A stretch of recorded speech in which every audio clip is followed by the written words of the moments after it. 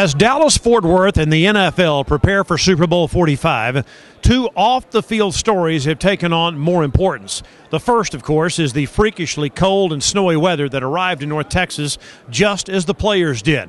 And the second is the looming expiration of the NFL's collective bargaining agreement, which could mean that Super Bowl 45 is the last NFL game for quite some time. According to just about everyone, the two sides are far apart. The owners believe that the players got too good a deal in 2006. They contend the cost, particularly the cost of building new stadiums, are going up faster than revenues, and that the deal between the owners and players must be rebalanced.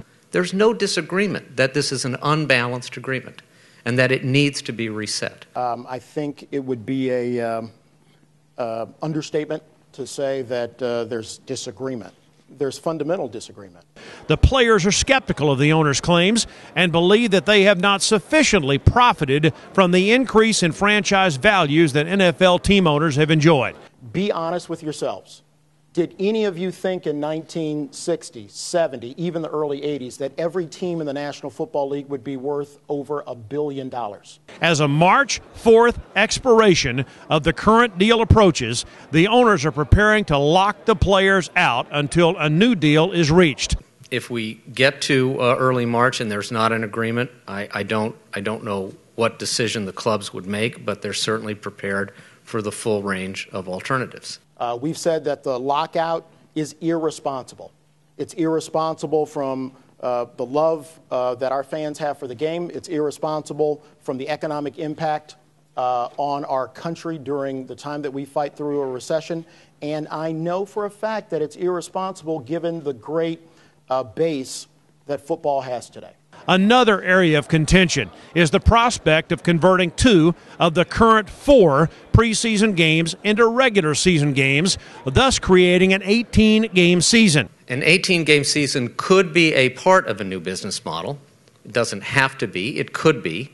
We think, and we've said, that if you're going to have an 18-game season, there should be changes in the off-season structure and the preseason structure to make up for that. We do think the economics of an 18-game season could be compelling.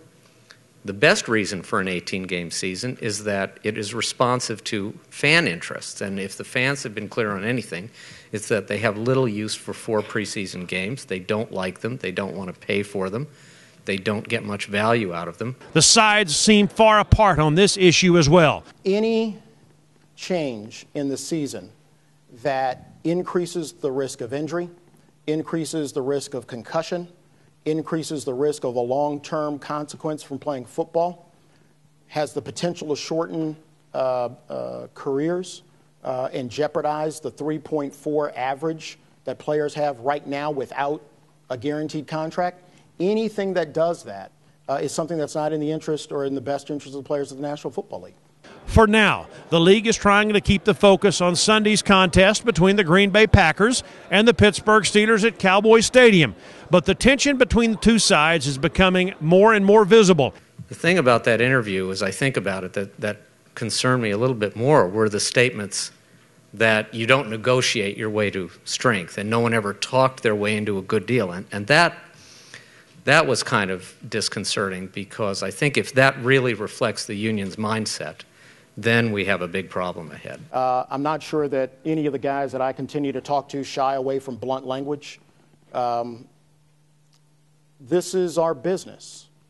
This is what we do. Sunday could be the last NFL game we see for a long time. From NFL headquarters in Dallas at Super Bowl 45, I'm Bill Coates, KTBB Sports.